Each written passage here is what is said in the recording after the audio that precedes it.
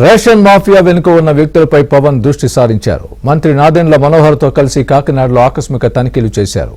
అధికారులు చివరకు టీడీపీ ఎమ్మెల్యేపై ఆగ్రహం వ్యక్తం చేశారు. ఈ వ్యవహారంపై సీఎం చంద్రబాబుతో రేపో మాపో పవన్ చర్చించనున్నారు.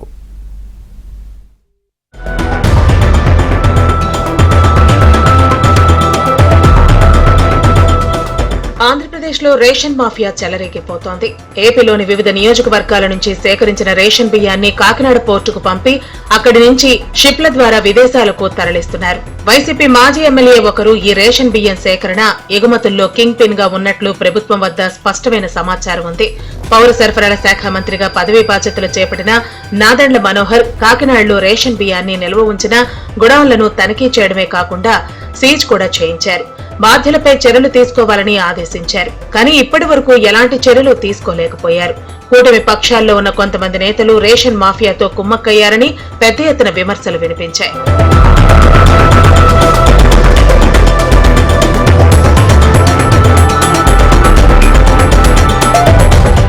ఈ నేపథ్యంలో కాకినాడ నుంచి పీడీఎస్ బియ్యాన్ని ఎగుమతి చేస్తున్నారని పవన్ కు స్పష్టమైన సమాచారం వచ్చింది. దీంతో ఆయన పౌర సరఫరాల శాఖ మంత్రి నాదెండ్ల మనోహర్ తో కలిసి కాకినాడ పోర్టును సందర్శించారు.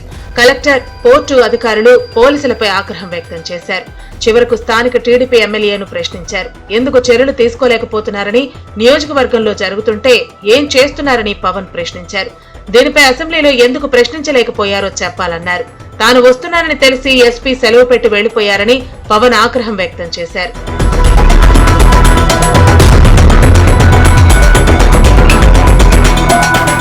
ఈ రేషన్ మాఫియా ముఠాలకు కాకినాడలోని వైసీపీ మాజీ ఎమ్మెల్యే నేతృత్వం వహిస్తున్నారని పవన్ కు స్పష్టమైన సమాచారం అందింది. సాక్షాత్తు పౌర సరఫరాల శాఖ మంత్రి నాదెండ్ల మనోహర్ నేరుగా వెళ్లి గొడవలను సీజ్ చేసినప్పటికీ ఇప్పటి వరకు ఎందుకు చర్యలు తీసుకోవలేదని పవన్ మండిపడ్డారు. పైగా ఇటీవల సోషల్ మీడియాలో పలు నియోజకవర్గాల్లో రేషన్ మాఫియాతో అధికార పార్టీకి సంబంధించిన ఎమ్మెల్యేలతో బేరసారాలు జరిపి డీల్ కుదుర్చుకున్నారని, రేషన్ మాఫియా జోలికి వెళ్లకుండా అధికార పార్టీకి చెందిన ఎమ్మెల్యేలు చూస్తున్నారని పవన్ కు సమాచారం అందింది. దీంతో ఆయనలో ఆగ్రహం కట్టలు తెంచుకుంది. సమస్య ఎక్కడుంది అంటే ఇది చాలా డీప్ నెట్వర్క్. నేను వస్తాను అంటే నిన్న రాత్రి కూడా నాకు చాలా మంది ఫోన్లు చేసి మెసేజ్లు ఏం పెడతారు, మీరు రావద్దు సార్ ఇక్కడికి అంట.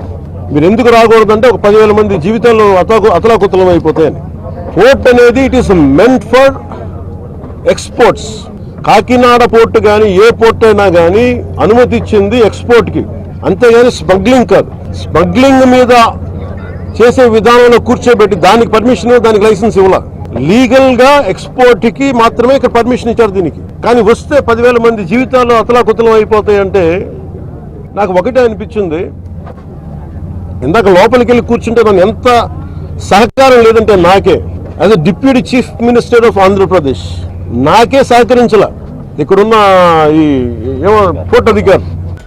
ఢిల్లీ నుంచి వచ్చిన పవన్ కళ్యాణ్ వెంటనే కాకినాడకు వెళ్లాలని మంత్రి మనోహర్ కు సమాచారం అందించారు. అప్పటికప్పుడు పర్యటనకు వస్తున్నట్లు కాకినాడ జిల్లా అధికారులకు సమాచారం పంపించారు. రేషన్ మాఫియా విశృంఖలంగా వ్యవహరిస్తోందని, వీరిపై చర్యలు తీసుకోవడంతో సీఎం ని కలిసి మాట్లాడాలని పవన్ నిర్ణయించుకున్నారు. రేపో మాపో సీఎంతో భేటీ కానున్నారు. ఈలోపు పోర్టు అధికారులు ఎలాంటి సమాచారం ఇవ్వకపోవడంతో వారిపై కేంద్ర హోంమంత్రి ప్రధానమంత్రికి లేఖ రాస్తారని పవన్ ప్రకటించారు.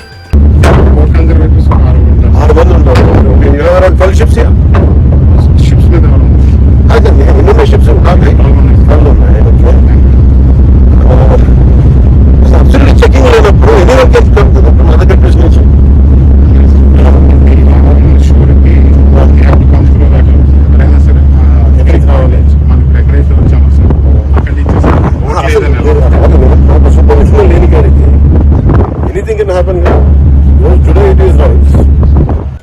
కాకినాడలో పవన్ కళ్యాణ్ పర్యటనతో రేషన్ మాఫియాలో కలవరం మొదలైంది.